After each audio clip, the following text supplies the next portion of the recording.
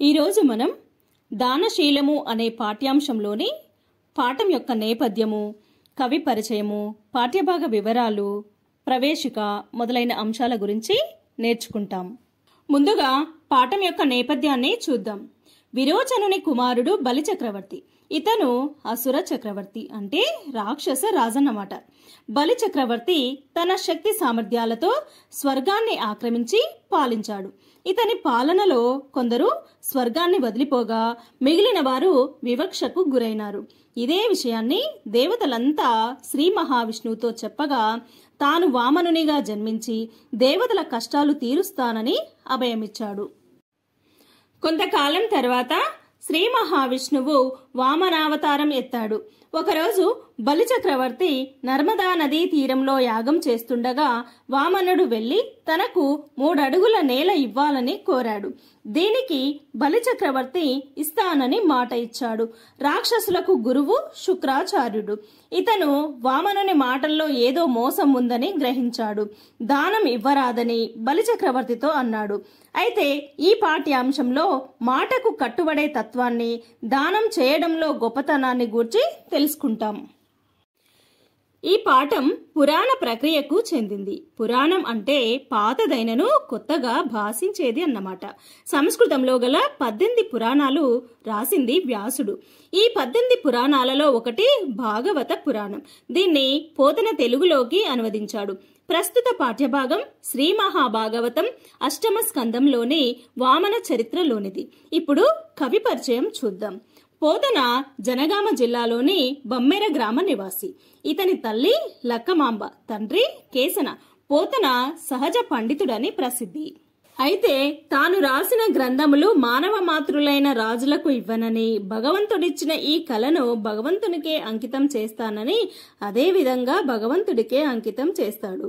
పోతన శబ్దాలంకారాలను ఎక్కువగా వాడాడు. ఈయన రచన భక్తిరస ప్రధానంగా సాగుతుంది. పండితులకు, పామరులకు అర్థమయ్యేటట్టుగా రాయడం పోతన యొక్క ప్రత్యేకత. పోతన రచనా శైలి, మధుర భక్తి ఇతని తర్వాత కవులకు వరవడిగా నిలిచాయి.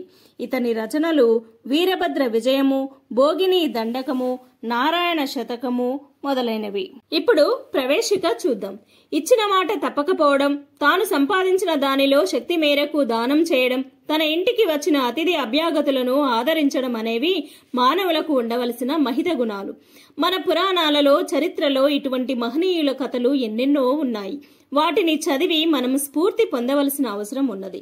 ప్రస్తుత పాఠంలో బలిచక్రవర్తి తాను ఇచ్చిన మాటకు కట్టుబడి తన గురువు వారించినా హెచ్చరిస్తున్నా వినకుండా వామనుని కోరిక మేరకు దానం చేస్తాడు.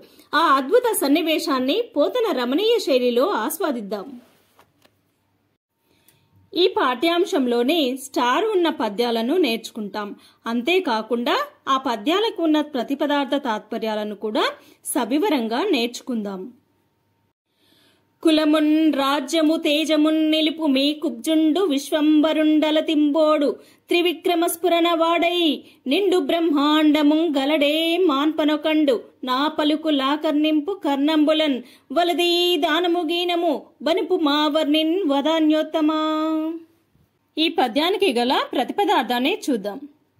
కులమున్ కులమును, రాజ్యమున్ రాజ్యమును, తేజమున్ తేజస్సును, నిలుపుము నిలబెట్టుము, ఈ కుబ్జుండు అంటే ఎవరు? ఈ పొట్టివాడైన వామనుడు. విశ్వంబరుండు అంటే ఎవరు? విష్ణుమూర్తి. విశ్వంబరుడు అంటే విశ్వమును భరించెడివాడైన విష్ణుమూర్తి. అలతిన్ అంత తేలికగా, పోడు వదిలిపెట్టడు, త్రివిక్రమ ముల్లోకములను ఆక్రమించెడి, స్ఫురణన్ స్ఫూర్తి గల, వాడై వాడై నిండు నిండిపోతాడు, బ్రహ్మాండమున్ బ్రహ్మాండమంతా కూడా, మాన్పన్ ఆపుటకు అంటే కాపాడడానికి, ఒకండు ఒక్కడైనా, కలడే సమర్థుడు ఉన్నాడా, నా అంటే నా యొక్క, పలుకులు మాటలను, ఆకర్ణింపు అంటే వేణుము, కర్ణంబులన్ కర్ణము అంటే చెవి, కర్ణంబులన్ చెవులారా, వలదు వద్దు, ఈ దానము గీనమున్ అంటే ఈ దానం గీనం వంటివి, పనుపుము అంటే పంపించేసే ఇక్కడి నుంచి అన్నమాట. వర్ణిన్ బ్రహ్మచారిని, వదాన్యోత్తమ అంటే దాతలలో శ్రేష్ఠుడా. ఎవరు దాతలలో శ్రేష్ఠుడు? బలిచక్రవర్తి.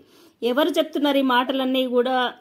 శుక్రాచార్యుడు బలిచక్రవర్తికి చెప్తున్నాడు. ఓ దాతల్లో శ్రేష్ఠుడైన బలిచక్రవర్తి, దయచేసి నా మాటలు విను. వచ్చినవాడు మామూలు వాడు కాదు, ఆయన బ్రహ్మాండాన్ని ఆక్రమించే ఉద్దేశంతో వచ్చాడు, జర జాగ్రత్తగా ఉండు అని చెప్తున్నాడు అనమాట.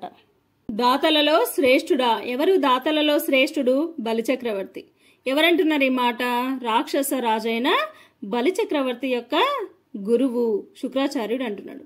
మీ వంశమును, రాజ్యమును, తేజస్సును నిలబెట్టు. కొంచెం నీ వంశాన్ని, రాజ్యాన్ని, తేజస్సును కాపాడుకో. ఈ పొట్టివాడు అంటే ఎవరు? వామనుడు. ఈయన సాక్షాత్తు విష్ణుమూర్తే. అంత తేలికగా వదిలిపెట్టడు. ముల్లోకాలను ఆక్రమించడి స్ఫూర్తి గలవాడై బ్రహ్మాండమంతా నిండిపోతాడు. ఈయన వచ్చింది దేనికోసం అనుకుంటున్నావు? ముల్లోకాలనే ఆక్రమించాలనే ఉద్దేశంతో వచ్చిండు. ఈయన బ్రహ్మాండమంతా నిండిపోతాడు. ఆపుటకు ఎవరైనా సమర్థుడు ఉన్నాడా?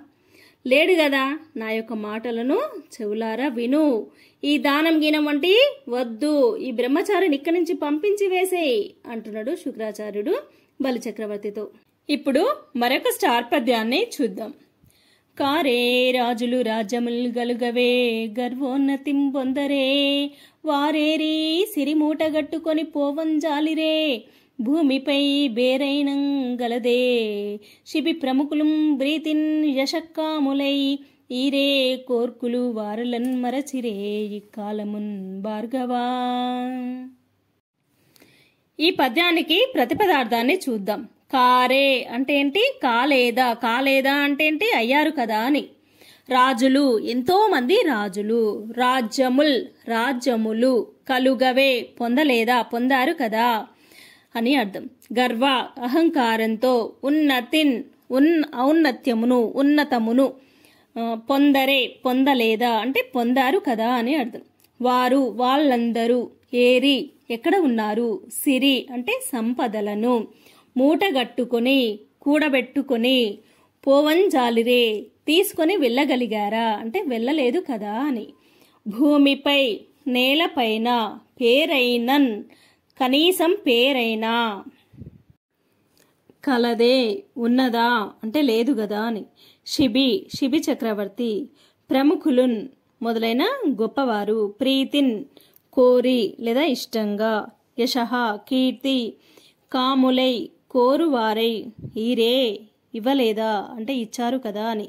కోర్కులు, దానములను. వారలన్, వారిని.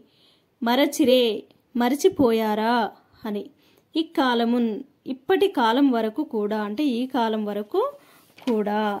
భార్గవ, శుక్రాచార్య అని అంటున్నారు. ఎవరంటున్నారు ఇవన్నీ కూడా? బలిచక్రవర్తి శుక్రాచార్యునితో అంటున్నాడు. ఇక్కడ భార్గవ అని సంబోధించుండు బలిచక్రవర్తి. ఎందుకు అంటే శుక్రాచార్యుడు భృగు మహర్షి యొక్క పుత్రుడు అనమాట. అందుకే భృగువు కుమారుడు కాబట్టి భార్గవ అని సంబోధించుండు బలిచక్రవర్తి శుక్రాచార్యుణ్ణి. ఈ పద్యానికి భావాన్ని చూద్దాం. శుక్రాచార్య, పూర్వం ఎంతో మంది రాజులు కాలేదా? రాజ్యాలను పొందలేదా? అహంకారంతో ఔన్నత్యంను పొందలేదా?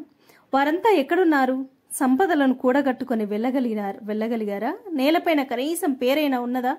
శిబి చక్రవర్తి లాంటి ప్రముఖులు ఎంతో ఇష్టంగా కీర్తిని కోరుకున్న వారై దానములను ఇవ్వలేదా? ఈ కాలంలో కూడా వారిని మర్చిపోలేదు కదా అని. ఈ భావాన్ని మరింత క్లియర్గా తెలుసుకుందాం. ఓ శుక్రాచార్య, ఎంతో మంది రాజులు రాజ్యాలను పొందారు కదా. వాళ్ళు అహంకారంతో గొప్ప గొప్ప పొజిషన్లో ఉన్నారు కదా ఒకప్పుడు. మరి వారి పేరు కనీసం ఇప్పుడు ఎవరికి కూడా తెలియదు కదా. వాళ్ళంతా ఎక్కడికి వెళ్ళారు అసలు? వాళ్ళ పేరు, సంపద, వాళ్ళ గొప్పతనం అదంతా ఇప్పుడు ఏమైంది? లేదు కదా. అలాంటి వాళ్ళ పేరు ఎవరికి గుర్తుకు లేదు కదా. మరి ఎలాంటి వాళ్ళ పేర్లు గుర్తుకున్నాయి ఇప్పుడున్న సమాజంలో? శిబి చక్రవర్తి లాంటి దానగుణం కలిగిన ఒక గొప్ప వ్యక్తి గురించి ఇప్పటికీ తలుచుకుంటున్నాం కదా. అంటే గొప్పవారి పేరు నిలిచిపోతుంది కదా. దానం చేసే అంత గొప్ప మనసున్న వాళ్ళ పేరు నిలిచిపోతుంది కదా అని అంటున్నాడు. అంటే దానగుణం యొక్క గొప్పతనాన్ని గూర్చి చెప్తున్నాడు అనమాట బలిచక్రవర్తి. ఇప్పుడు మరొక స్టార్ పద్యాన్ని చూద్దాం. నిరయంబైన నిబంధమైన ధరణి నిర్మూలనంబైన దుర్మరణంబైన కులాంతమైన నిజమున్ రానిమ్ము కానిమ్ము పో హరుడైనన్ హరి అయిన నీరజ భౌండభ్యాగతుండైన నౌదిరుగన్నేరదు నాదు జిహ్వ వినుమా ధీవర్య వేయేటికిన్. ఈ పద్యానికి ప్రతిపదార్థాన్ని చూద్దాం.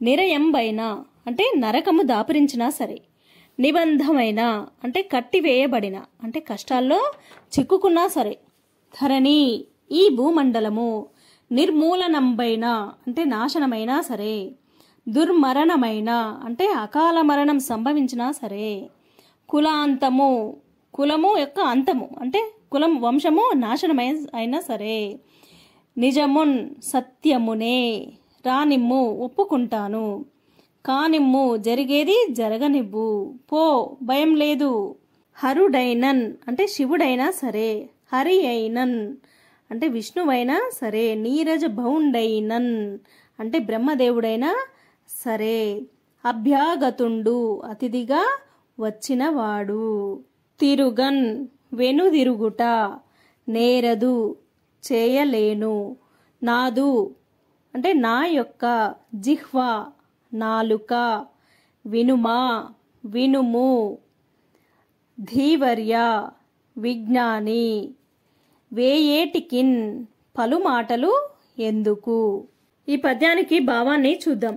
ఓ పండితోత్తమా, నాకు మరణం దాపురించినా సరే, బంధనం ప్రాప్తమైనా మంచిదే, ఈ భూమండలం అదృశ్యమైనా, నాకు దుర్మరణం వచ్చినా సరే, నా వంశం అంతా నశించినా సరే, ఏమైనా గాని ఏదైనా రాని, ఎందుకు ఇన్ని మాటలు, వచ్చినవాడు శివుడు విష్ణువు బ్రహ్మ ఎవరైనా సరే, నా నాలుక వెనుదిరగదు అని. ఈ భావాన్ని మరింత క్లియర్గా తెలుసుకుందాం.